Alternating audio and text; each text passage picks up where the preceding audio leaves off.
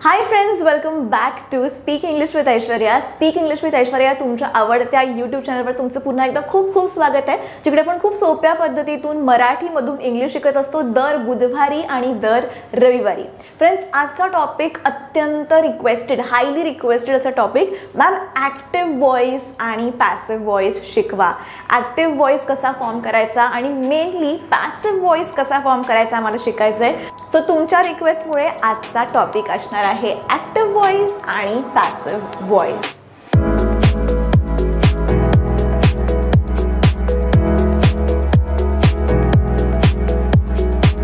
Video सुरू करायच्या आधी एक क्विक रिमाइंडर, परीक्षा ॲपवर आपला ऑनलाईन इंग्लिश कोर्स उपलब्ध आहे, जो तुम्ही घर बसल्या करू शकणार आहात. केल्यावर तुम्हाला सर्टिफिकेट पण मिळणार आहे. खूप सारे असाइनमेंट्स आहेत. टेलिग्राम ग्रुपवर तुम्हाला ॲड केलं जातं. आपण तिकडे गप्पाही मारतो. अशा खूप सारे गोष्टी आहेत त्या कोर्समध्ये. त्यामुळे जर का तुम्ही अजूनही नसेल घेतला तर कोर्स नक्की घ्या. आणि SEWA25 सेवा 25 हा कोड वापरा, म्हणजे थेट 25% डिस्काउंट तुम्हाला मिळेल. सो नक्की परीक्षा ॲप डाउनलोड करा आणि आपला कोर्स आजच घ्या. आता सुरुवात करूयात आजच्या व्हिडिओला. मेन काय आहे ॲक्टिव्ह व्हॉइस आणि पॅसिव्ह व्हॉइस लक्षात ठेवण्यासाठी इज बेसिकली फॉर्म्युला. आपण मागच्या व्हिडिओमध्ये सुद्धा मी जो टेन्सेसचा व्हिडिओ केला होता, परफेक्ट टेन्सेस, ज्याच्यामध्ये past tense, future tense, present tense, formulas दिले होते मी, जेणेकरून तुम्हाला सोपं जाईल लक्षात ठेवायला. तसंच ॲक्टिव्ह व्हॉइस आणि पॅसिव्ह व्हॉइससाठी सुद्धा मी फॉर्म्युलाज आणले आहेत. म्हणजे काय तर आता ॲक्टिव्ह व्हॉइस जे आपण नॉर्मल सेंटेन्स फॉर्म करतो इंग्लिशमध्ये, ते तुम्हाला फॉर्म करायचं असेल तर this is the formula. Subject plus verb plus object. ठीक आहे.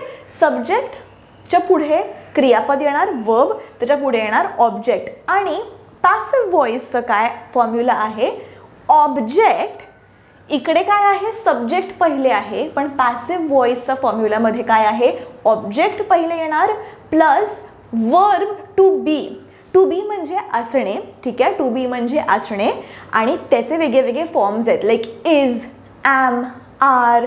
ठीक आहे. सो टू बीचे रूप जे काय असेल ऑब्जेक्टप्रमाणे, हे बी हे जे वर्ब आहे त्याचं आपण रूप बदलणार आहे, त्याचे फॉर्म बदलणार आहेत. जर तुम्हाला कन्फ्युजन असेल, इज कधी वापरायचं, ॲम कधी वापरायचं, आर कधी वापरायचं, हॅव, हॅज, हे सगळं मी लेसन 1मध्ये शिकवलेलं आहे आपल्या इंग्लिश कोर्सच्या. त्यामुळे एकदा नक्की कन्सिडर करा, इंग्लिश कोर्स एकदा बघा, डेमो लेक्चर बघा आणि मग ठरवा तुम्हाला तो कोर्स विकत घ्यायचा आहे का नाही. Okay. So coming back to passive व्हॉइसचा formula, object plus to be हे वर्ब प्लस V3. V3 म्हणजे काय हे पण मी मागच्या व्हिडिओमध्ये सांगितलंय. V3 म्हणजे क्रियापदाचं तिसरं रूप. Okay. Third form of the verb येणार टू बी या वर्बच्या नंतर, V3. आणि प्लस सब्जेक्ट, पण सब्जेक्टच्या आधी बाय सब्जेक्ट. फॉर्म्युला कन्फ्युजिंग वाटू शकतो, थोडासा कन्फ्युजिंग आहेच, पण आपण सेंटेन्स बघूया म्हणजे तुम्हाला क्लॅरिटी येईल. All right. फर्स्ट सेंटेन्स मी इकडे लिहिलेलं आहे, आय लव्ह यू. ठीक आहे. सोपं आहे. All right. I love you हे सेंटेन्स इज ॲक्टिव्ह व्हॉइस. ठीक आहे. Active voice. इकडे काय, आय म्हणजे मी, हे आहे सब्जेक्ट. ठीक आहे. I is the subject. Subject नंतर काय यायला हवं according to the formula, subject plus verb, क्रियापद. आणि इकडे काय आहे क्रियापद, लव्ह. टू लव्ह, लव्ह हे तुमचं वर्ब झालं. So love is the verb. आणि आय लव्ह हुम. ओके. कोणावर प्रेम करते मी, तुझ्यावर. So I love you. You are the object. You are the object. I, subject, love is your verb and you is the object. हे झालं active व्हॉइसमधलं sentence. आता passive व्हॉइसमध्ये हेच सेंटेन्स कसं होणार आहे, ऑब्जेक्ट. आता इकडे ऑब्जेक्ट पहिलं येणार, राईट. सो आता या सेंटेन्समध्ये ऑब्जेक्ट काय होतं, आय लव्ह यू. या सेंटेन्समध्ये ऑब्जेक्ट काय होतं, यू. यू हे ऑब्जेक्ट होतं, राईट. सो इथे पहिले आलंय you. You is your object. त्याच्यानंतर बी. टू बी म्हणजे असणे, तुम्हाला मी सांगितलं. बीचं इकडे आर झालंय. आता ते आर का झालंय, कारण का जेव्हा जेव्हा यू असतं, यूच्या नंतर आपण इज, यू इज असं नाही म्हणत, किंवा यू ॲम असं पण नाही म्हणत, यू आर. ऑलराईट, यूच्या पुढे कायम आर लागतं. सो यू आर म्हणजे हा टू बी फॉर्म जे आहे, टू बी हा वर्ब आहे, त्याचे 3 फॉर्म्स आहेत, इज, ॲम, आर. त्याच्यामधलं आर इकडे आलंय. Okay, so you are. नंतर मी तुम्हाला काय सांगितलं, V3. V3 म्हणजे क्रियापदाचं तिसरं रूप. आता लव हे आपलं क्रियापद आहे, लव इज युअर वर्ब, आणि या वर्बचं थर्ड फॉर्म काय होणार, लव्ड. डी लागलाय, right. So love, loved, loved. So third form of the verb is loved. So that's your V3. आणि plus by subject. By subject म्हणजे काय, यू आर लव्ड, पण कोण तुझ्यावर प्रेम करतंय, बाय हुम. सो बाय मी. कारण का सब्जेक्ट काय होता इकडे, सब्जेक्ट काय होता, I was your subject in active voice, पण आयचं काय झालं इकडे, मी. पॅसिव्ह व्हॉइसमध्ये झालंय मी. कारण आपण असं नाही म्हणत you are loved by I, असं नाही म्हणत. आपण काय म्हणतो, you are loved by me. So by me. So this is your subject. ठीक आहे. Once again, I love you चं पॅसिव्ह व्हॉइसमध्ये सेंटेन्स झालंय, you are loved by me. All right, you are loved by me. You हे object आहे, are हे to be या वर्बचं फॉर्म आहे, लव्ड हे लव या क्रियापदाचं तिसरं रूप आहे, प्लस बाय सब्जेक्ट, बाय मी. अजून सेंटेन्सेस बघूया म्हणजे क्लॅरिटी येईल. Don't get confused. खूप इझी आहे. एकदा तुम्हाला समजलं, एकदा तुमच्या फॉर्म्युलाज लक्षात राहिले किंवा फॉर्म्युला पण लक्षात नाही राहिले, एकदा त्याच्या मागचं लॉजिक किंवा ती ट्रिक समजली ना, की तुम्ही कोणतं पण सेंटेन्स पॅसिव्ह व्हॉइसमध्ये कन्वर्ट करू शकता. One more sentence will see, monkeys adore bananas. monkeys adore bananas. आता याचा अर्थ काय होतो पहिले ते समजून घेऊया. माकडांना केळी आवडतात. ऑलराईट, लाईक पण म्हणू शकतो. अडोर इज लाईकपेक्षा थोडंसं जास्त, की खूप आवडतात. ऑलराईट, आय अडोर बेबीज, मला लहान मुलं खूप आवडतात. So monkeys adore bananas. आता इकडे monkeys is the subject. Alright, monkeys is your subject. Adore, okay, एखादी गोष्ट आवडणे, to adore is your verb. ठीक आहे, अडोर इज योर वर्ब. आणि bananas is the object. Banana हे ऑब्जेक्ट झाली, कारण मंकीजना काय आवडतं, बनाना आवडतात. So banana is the object. इकडे मंकी हा तुमचा सब्जेक्ट आहे आणि वर्ब काय आहे तर adore. Subject plus verb plus object. Monkeys is the subject, adore is the verb, and bananas are the object. ठीक आहे, subject plus verb plus object. This is your active voice. आता passive व्हॉइसमध्ये हेच sentence काय झालंय बघा, bananas are adored by monkeys. Monkeys adore bananas. Bananas are adored by monkeys. आता या सेंटेन्समध्ये ऑब्जेक्ट काय होतं, बनानाज. या सेंटेन्समधलं ऑब्जेक्ट इथे येणार पहिले, monkeys adore bananas. So bananas हे ऑब्जेक्ट आहे, ते पहिले आलंय. बनानाज हे आहे तुमचं ऑब्जेक्ट. Bananas R. बनानाज काय आहे, एक वचन आहे का अनेक वचन आहे, बनानाज प्लुरल आहे, अनेक वचन आहे, त्यामुळे इकडे आर आलाय. Alright, are. So bananas are adored. Adore हे वर्ब आहे, त्याचं थर्ड फॉर्म काय होतोय, adored. Adored by whom. Bananas कोणाला आवडतायत तर मंकीजना. So by monkeys. मंकीज तुमचा सब्जेक्ट होता, ॲक्टिव्ह व्हॉइसमध्ये monkeys was the subject. So by the subject, by monkeys. So sentence काय झालंय पूर्ण बघा, bananas are adored by monkeys. That's your passive voice. Bananas are the object, are, okay, B's a form, are, verb 3, adored by subject, by monkeys. Alright, so हे sentence बघूनच तुम्हाला समजेल. इकडे तुम्हाला कळलं राईट की मंकीज आहे सब्जेक्ट, वर्ब आहे अडोर, बनानाज आहे ऑब्जेक्ट. तेच तुम्हाला फक्त फिल करायचं आहे फॉर्म्युलानुसार. बनानाज इथे ऑब्जेक्ट आहे पहिले, त्यामुळे बनानाज. बी तर इकडे बनानाज आहे, त्यामुळे काय येणार, इज येणार का, बनानाज इज, किंवा बनानाज ॲम नाही, तर बनानाज आर येणार. सो इथे आलंय आर. V3 काय आहे? ॲडॉर. या वर्बचा V3 काय होणार? ॲडॉर्ड. आणि सब्जेक्ट काय आहे? इकडे सब्जेक्ट काय आहे? मंकीज. सो इकडे काय? बाय सब्जेक्ट हा फॉर्म्युला आहे. So by monkeys. It is that simple. So monkeys adore bananas. Bananas are adored by monkeys is your passive voice sentence. ठीक है, easy आहे. The more you practice, the better understanding you will get. तुम्ही सुद्धा आता काय करायचं आहे? तुमचा होमवर्क, सेंटेन्सेस घ्या.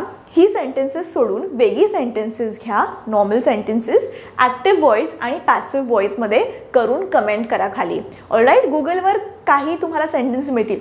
तुम्ही जरी गुगलवर टाईप केला for example simple English sentences, ती सेंटेन्सेस घ्या, ॲक्टिव्ह व्हॉइस आणि पॅसिव्ह व्हॉइस हे कमेंट करा. ऑलराईट. टाईप करा आणि कमेंट करा. मी बघेन की तुम्हाला समजलं आहे का नाही समजलं आहे, कुठे चुकताय, काय चुकताय. I will comment. Alright. So हा तुमचा होमवर्क आहे. आता मला अजून एक सांगावंसं वाटतंय की हे ना वेगळ्या वेगळ्या टेन्सेसमध्ये असतात. ऑलराईट. सेंटेन्सेस दरवेळेस प्रेझेंट टेन्स नसणार, कधी कधी पास्ट टेन्स असेल, कधी कधी फ्युचर टेन्स असेल. तर आपण टेन्सेसनुसार सुद्धा ॲक्टिव्ह व्हॉइस आणि पॅसिव्ह व्हॉइस कसा होतो हे पण बघूया. एवढी सेंटेन्सेस झाली की मी तुम्हाला सांगेन की टेन्सनुसार ॲक्टिव्ह व्हॉइस आणि पॅसिव्ह व्हॉइस कसे होतात ते पण आपण क्विकली बघणार आहोत. ऑलराईट. इकडे कारण का टेन्स वेगळा आहे. आत्ता तरी मी तुम्हाला टेन्समध्ये नाही नेत. एकदा ही एक्झाम्पल्स बघूया आणि मग आपण टेन्स वाईज की प्रेझेंट टेन्समध्ये कसं होणार, लाईक सिम्पल प्रेझेंट टेन्स, नंतर कंटिन्युअस प्रेझेंट टेन्समध्ये कसं होणार, परफेक्ट प्रेझेंट टेन्समध्ये कसं होणार. सो ते आपण बघूयात ही एक्झाम्पल संपल्यानंतर. आत्तापुरतं the dog chased the squirrel म्हणजे काय? कुत्रा खारुताईच्या मागे लागला होता. ऑलराईट. खारुताईच्या मागे मागे तो पळत होता. The dog is your subject. इकडे काय सब्जेक्ट आहे? Dog. Chased is your verb and the squirrel is your object. The dog chased the squirrel. इकडे काय होणार? The squirrel was chased by the dog. आता इकडे squirrel is your object, right? So object आली आहे पहिली. The squirrel is your object. Was, beचा form was, chased, okay, V3 by the dog, by the subject. Alright. So the dog chased the squirrel. The squirrel was chased by the dog. The dog chased the squirrel. The squirrel was chased by the dog. ठीक आहे. अजून एक sentence बघूया. The cashier counted the money. The cashier is your subject. Counted is your verb. The money is your object. म्हणजे cashier पैसे मोजत होता. Alright. The cashier counted the money. Money was counted by the cashier. Money हे तुमचं object आहे. Was counted हे V3 आहे. Bye the subject. Subject काय होता या सेंटेन्समध्ये? Cashier. Money was counted by the cashier. The hunter killed the lion. Hunter killed the lion म्हणजे काय? हंटर म्हणजे शिकारी, लायन म्हणजे सिंह. सो शिकाऱ्याने सिंहाची शिकार केली. The hunter killed the lion. Hunter is your subject, killed is your verb and lion is your object. The hunter killed the lion. The lion was killed by the hunter. इकडे lion is your object. Was killed is your V3 by subject. आणि subject काय आहे? hunter. So by the hunter. The hunter killed the lion. The lion was killed by the hunter. आता someone has cleaned the windows. कोणीतरी Windows साफ केले आहेत. someone, इकडे someone काय आहे? कोणीतरी someone. This is your subject. Someone has cleaned the windows. All right. Cleaned is the verb, has cleaned. The windows is your object. Someone has cleaned the windows. The windows are cleaned by someone. तुम्ही इकडे नुसतं म्हणू शकता the windows are cleaned.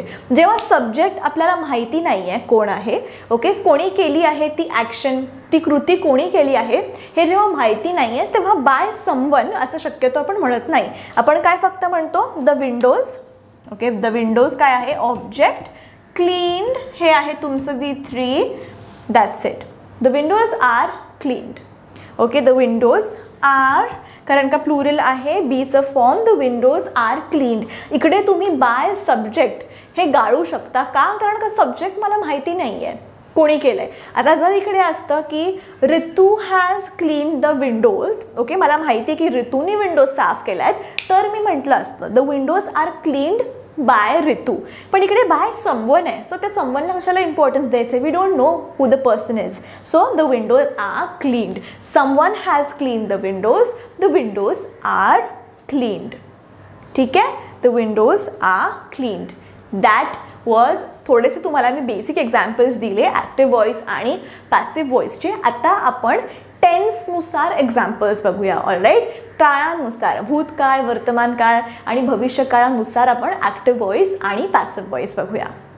आता आपण काही examples बघूया according to tenses. काळानुसार आपण एक्झाम्पल्स बघूया.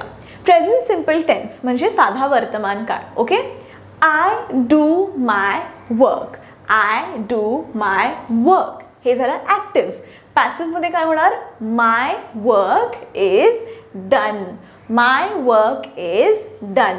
मी आधी जे फॉर्म्युलाज सांगितले होते ते फॉर्म्युलाज लक्षात ठेवा आणि तसं तुम्हाला इकडे अप्लाय करायचं आहे. सो प्रेझेंट सिम्पलमध्ये I do my work is done. इकडे मी सगळे टेन्सेस लिहिले आहेत, इकडे ॲक्टिव्ह, पॅसिव्ह, इकडे again tenses, active voice, passive voice. Alright, present simple समजलं. Next is present continuous.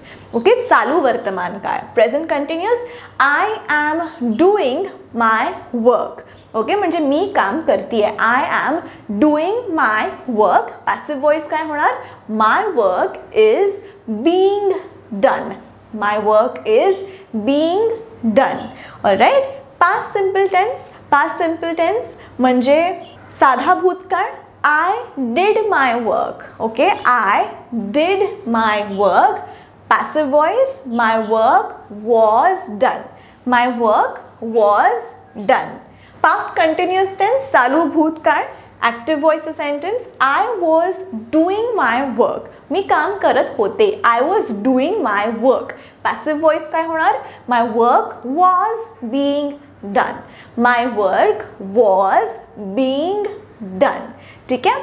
Present perfect tense. Okay, वर्तमान, पूर्ण वर्तमान काळ.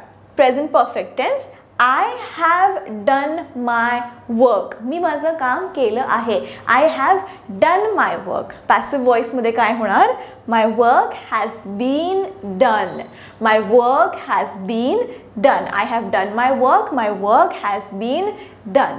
हवं तर स्क्रीनशॉट काढून घ्या किंवा नोट डाऊन करा, व्हिडिओ पॉज करा, लिहून घ्या.